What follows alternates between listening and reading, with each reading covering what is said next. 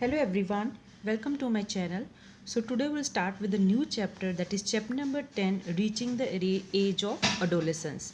तो हम आज जो बात करेंगे कि लास्ट चैप्टर में हमने क्या बात की कि व्हाट इज़ दी, जैसे कि रिप्रोडक्शन कैसे टेक प्लेस इन एनिमल्स, और जो है ए सेक्शुअल कैसे रिप्रोडक्शन होती है, सेक्शुअल रिप्रोडक्शन क्या होती है।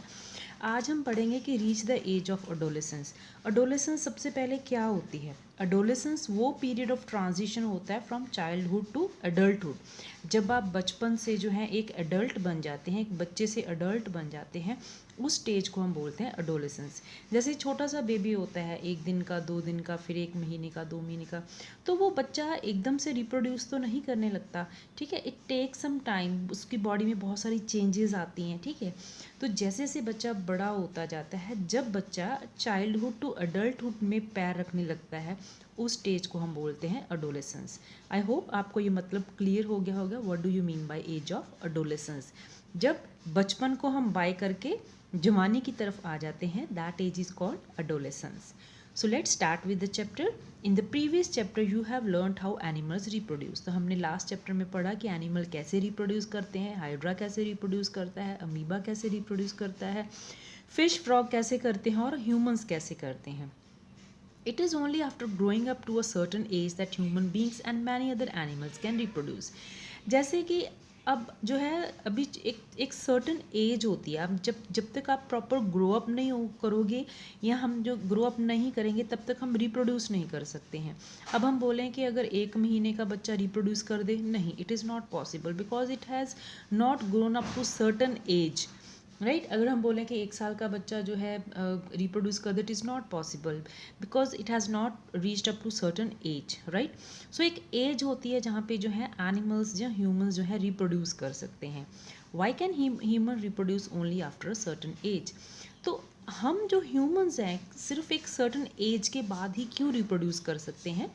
In this chapter, you will learn about changes that take place in the human body after each person becomes capable of reproduction. तो सबसे पहले आप मुझे एक बात बताइए, जब बच्चा पैदा होता है, अगर हमने उसको कवर किया हो, तो हम ये देख नहीं सकते हैं, हम जज नहीं कर सकते हैं कि ये लड़का है, ये लड़की है। बट जैसे जैसे बच्चा बड़ा होता जाता है, उसके कुछ फिजिकल फीचर्स ऐसे नज़र आने शुरू हो जाते हैं, जिससे हम जो है देखते सार बता सकते हैं कि ये लड़का है, ये लड़की है। राइट, सो हाँ, ये सब चीज़ें हम पढ़ेंगे कि क्या हमारी बॉडी में चेंजेस होती हैं, जिसकी वजह से जो है पर्सन जो है केपेबल ऑफ रिप्रोडक्शन बनता है। In chapter 9 you have learn about human reproductive organs. तो हमने फीमेल रिप्रोडक्टिव ऑर्गन्स के बारे में जाना, मेल रिप्रोडक्टिव के ऑर्गन्स के बारे में जाना। Here we shall discuss the role that hormones play in bringing about changes that make a child grow into adult. तो इस चैप्टर में हम इस बात के ऊपर ध्यान देंगे कि हॉर्मोन्स क्या रोल करते हैं। So what are hormones. Hormones एक केमिकल्स होते हैं, हम इसको केमिकल मैसेंजर भी बोलते हैं, जो कि एक एंडोक्राइन सिस्टम द्वारा जो सिक्रीट किए जाते हैं।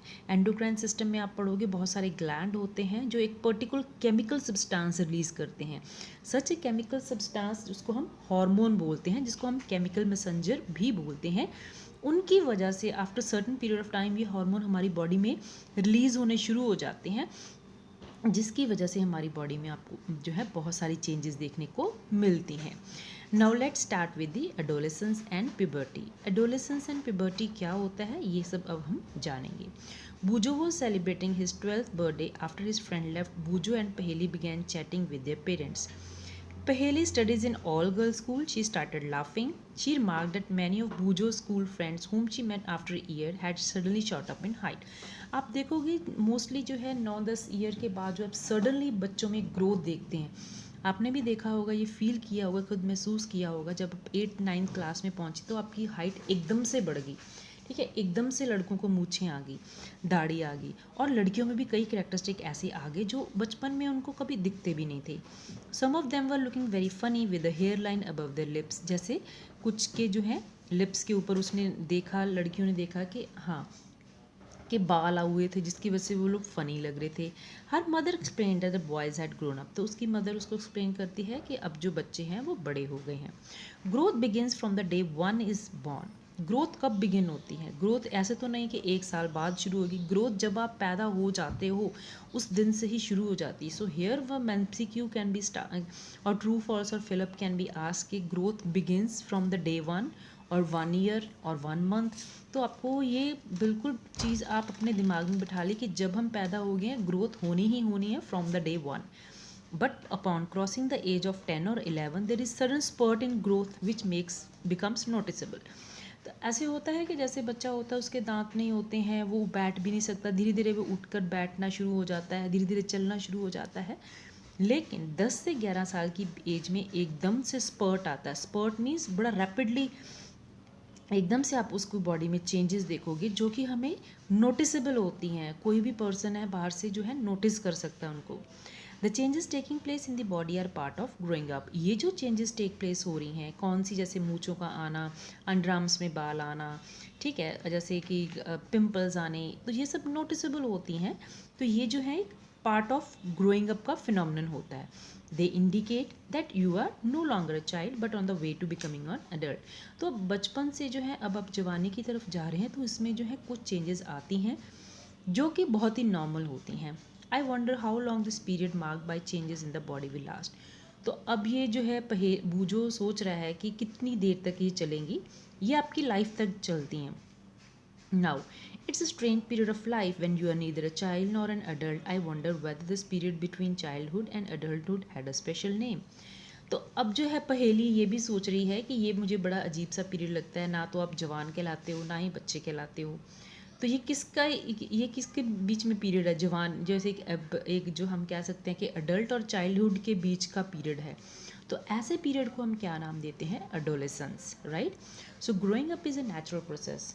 ग्रोइंग अप जो है एक नेचुरल प्रोसेस है, ये नहीं कि आर्टिफिशियल है। जो कोई भी लिविंग थिंग है उसमें ग्रोथ होगी ही होगी। The period of life when the body undergoes changes leading to reproductive maturity is called adolescence. ऐसा पीरियड ऑफ लाइफ जब बॉडी कुछ अंडरगो चेंजेस जाती है तो जिसमें जो है रिप्रोडक्टिव मैच्योरिटी आ जाती है। Adolescence begins around the age of 11 and last up to 18 और 19 years of age. Adolescence begin कब करती है? 11 साल से लेके, और कब तक चलती है? 18 से लेके 19 तक। Since this period covers the teens, adolescence are also called teenager. अब 11 और 12 के अगर हम बाद में सोचते हैं तो क्या कौन सा नंबर आता है? 13, 14, 15, इसमें सब में टीन लगा होता है। इसलिए हम जो है 13 से 19 साल तक के जो बच्चे होते हैं हम उनको टीनेजर्स बोलते हैं, राइट। इन गर्ल एडोलेसेंस में बिगिन अ ईयर और 2 अर्लियर दैन इन बॉय। लड़कियों में जो है 1-2 साल पहले ही ये ग्रोथ स्टार्ट हो जाती है as compare to boys. Also the period of adolescence varies from person to person. ऐसा नहीं होता है कि सब में 11 साल के बाद ही ग्रोथ होगी, एकदम से स्पर्ट आएगा। हो सकता है कि किसी के एज में जो है 14 ईयर में आ जाए, किसी के 9th में ही बहुत ज़्यादा मेच्योरिटी आ जाए। सो जो एडोलेसेंस होती है ये वेरी करती है from person to person. And most important ये जो लड़कियों में 1-2 साल पहले आती है एज़ कम्पेयर टू बॉय। तो मैं उम्मीद करती हूँ आपको इतना समझ आ रहा होगा। Now, the human body undergoes several changes during adolescence. These changes mark the onset of puberty. जो ह्यूमन बॉडी होती है इस टाइम के दौरान बहुत सारी चेंजेस के थ्रू जाती है। तो ये चेंजेस क्या मार्क करती हैं? ये अभी इंडिकेट करती हैं कि अब प्यूबर्टी आ गई है। So what is puberty? So puberty is the time of growth in which an individual becomes sexually mature and achieves reproductive maturity.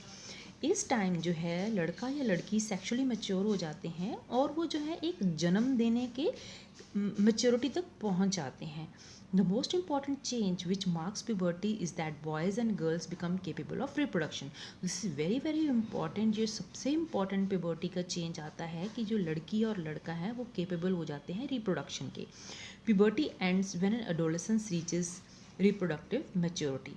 तो जब प्यूबर्टी पूरे पीक पे चली जाती है और प्यूबर्टी एंड हो जाती है, वहाँ पे जो है एडोलेसेंस जो है रिप्रोडक्टिव मैच्योरिटी तक पहुँच जाता है। So puberty ends when an adolescent reaches reproductive maturity. इस पीरियड के दौरान, एडोलेसेंस के दौरान जो है आप प्यूबर्टी के पूरे पीक पे होगे जब जो है एक लड़का या लड़की कैपेबल हो जाता है रिप्रोडक्शन का। Now, Paheli and Bujo realized that certain increase in height and hairy line above the lips and voice were signs of adolescence.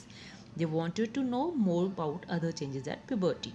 तो ये वो रियलाइज़ करते हैं कि एकदम से हाइट का बढ़ जाना, जब मूछें आ जाना, तो ये जो है साइंस ऑफ एडोलेसेंस है बॉयज़ में।